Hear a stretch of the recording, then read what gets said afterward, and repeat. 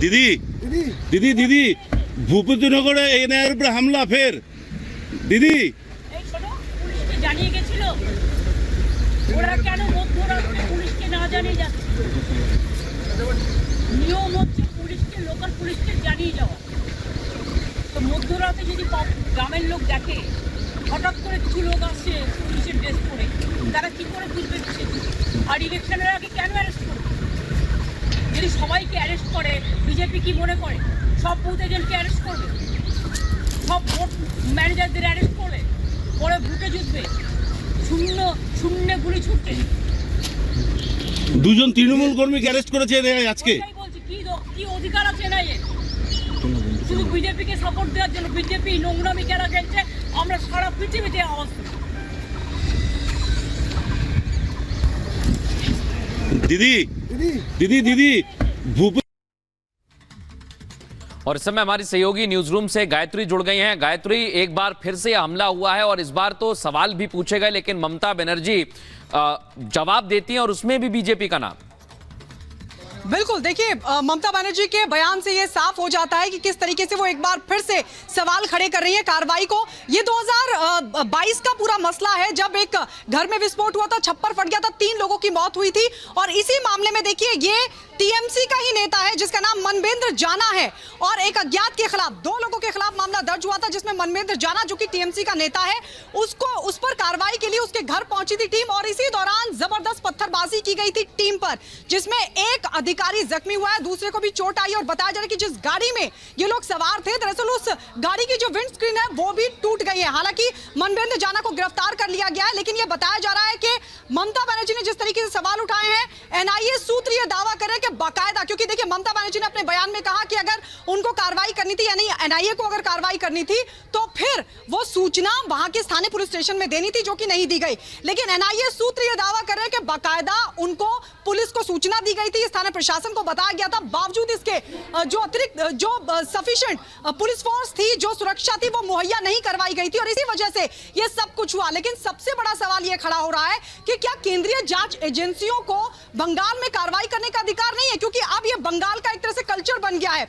आपको याद होगा संदेश खाली का मामला, जब संदेश खाली मामले में भी ईडी की टीम मौके पर पहुंची थी, तब शाहजहां शेख के जो समर्थक थे उनकी तरफ से हमला किया। बिल्कुल कुछ वैसा ही अब एक बार फिर पूर्वी मेदिनीपुर में देखने को मिला, और अब इसी के बाद कई सवाल खड़े हो रखे हैं। गायत्री, वापस आपके पास लौटेंगे, लेकिन सबसे पहले जानकारी दे दें कि आज सुबह पूर्वी मेदिनीपुर में एनआईए की टीम जब कार्रवाई करने पहुंची, तो उस टीम पर पश्चिम बंगाल पे हमला किया गया। अब इस हमले के बाद सवाल यह खड़ा हो रहा है कि आखिर जांच एजेंसियों पर होते ये हमले किस तरफ इशारा कर रखे हैं। एक रिपोर्ट आपको दिखाते हैं। पश्चिम बंगाल के ईस्ट मेदिनीपुर में एनआईए की टीम पर भीड़ ने हमला कर दिया। इस हमले में कई अफसरों को चोटें भी आईं। कलकत्ता हाईकोर्ट के निर्देश पर एनआईए की टीम भूपति नगर में हुए बम धमाके की जांच करने पहुंची थी। इसी बीच भीड़ ने एनआईए की टीम की गाड़ी पर हमला कर दिया, जिसकी वजह से गाड़ियों के शीशे चकनाचूर हो गए। जानकारी के मुताबिक 2 लोगों की गिरफ्तारी के लिए जांच टीम उनको पूछताछ के लिए ले जा रही थी, जिस पर विरोध जताते हुए कुछ लोगों ने उनकी रिहाई की मांग की और गाड़ी का घेराव कर गाड़ी पर हमला कर दिया। ये पहली बार नहीं है जब पश्चिम बंगाल में जांच एजेंसियों पर हमला हुआ हो। इसके पहले पश्चिम बंगाल के साउथ 24 परगना जिले में 5 जनवरी को ईडी और सीआरपीएफ की टीम टीएमसी नेता के घर रेड करने पहुंची थी। इस दौरान भीड़ ने जानलेवा हमला किया। करीब 200 लोगों ने जांच एजेंसी की 2 गाड़ियों में तोड़फोड़ की थी। इस हमले में कुछ अफसरों के सर पर चोट भी आई थी।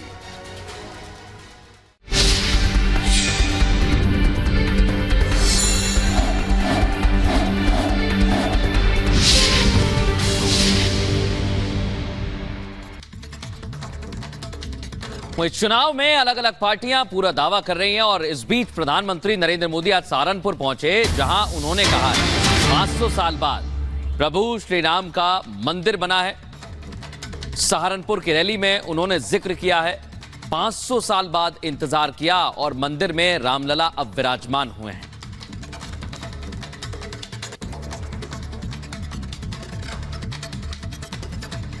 कांग्रेस जितने साल सत्ता में रही, उसने कमीशन खाने को प्राथमिकता दी।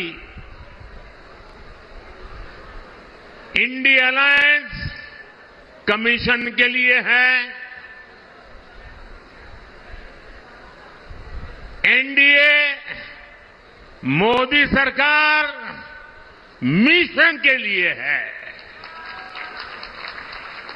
अयोध्या में रामलला का भव्य मंदिर चुनावी घोषणा नहीं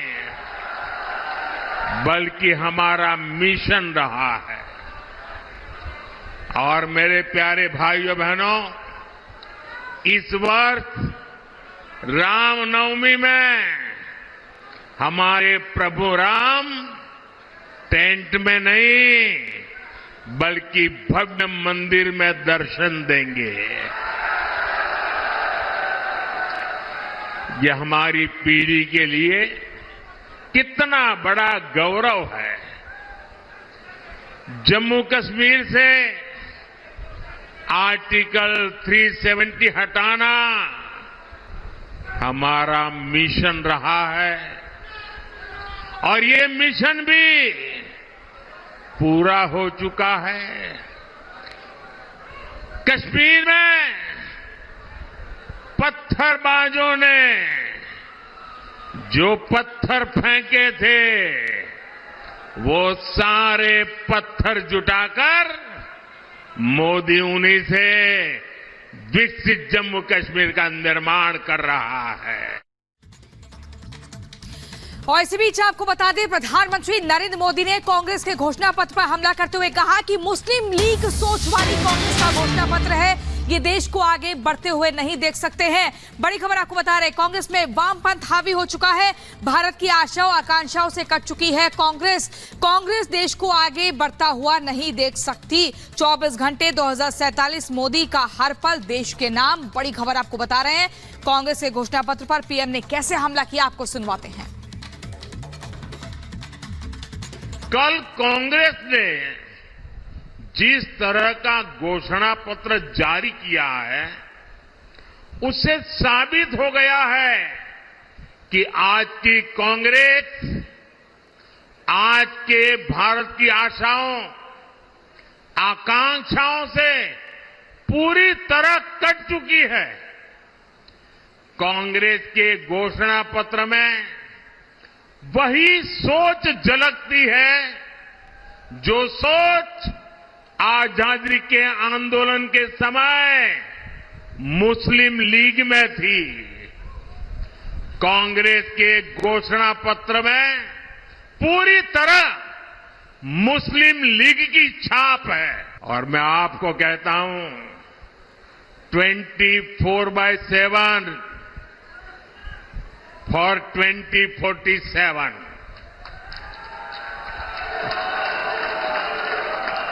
24/7 फॉर 2047 ये मोदी हर पल आपके नाम, हर पल देश के नाम।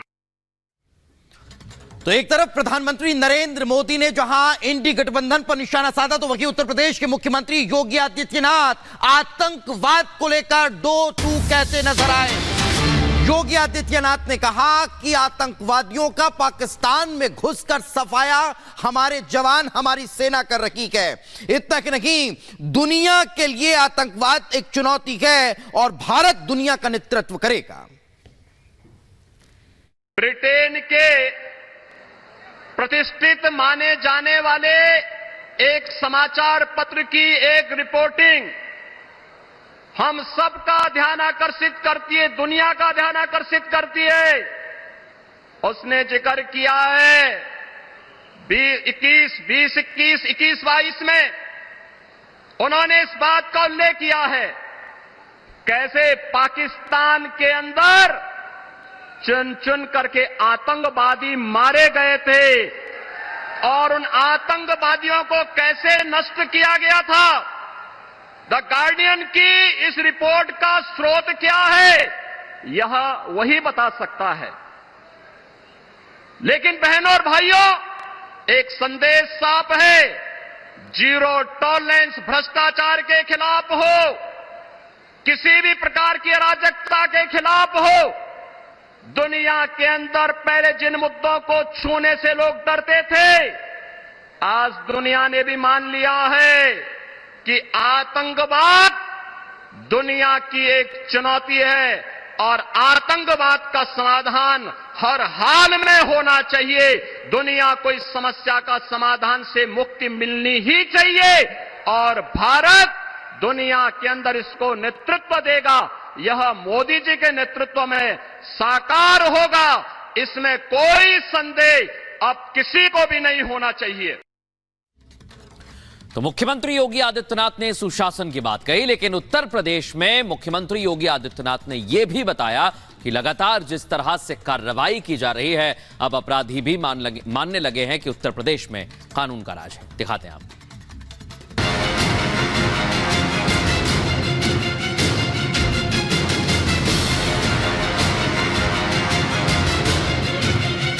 यूपी में योगी फॉर्मूला हिट है। यूपी में सीएम योगी फिट हैं। जी हां, उत्तर प्रदेश की सियासत और यहां के लोगों का मिजाज दोनों ही अलग है। यहां कुछ किलोमीटर पर सिर्फ भाषा ही नहीं बदलती, मुद्दों का शोर और मुद्दा उठाने का शौर भी बदल जाता है। लेकिन आज देश के इस बड़े सूबे में आप किसी भी शहर, जिले या कस्बे में जाएं, आपको एक मुद्दे पर आम राय नजर आएगी और वो है यूपी की जनता का सीएम योगी पर अटूट भरोसा। बेशक जनता का भरोसा सीएम योगी आदित्यनाथ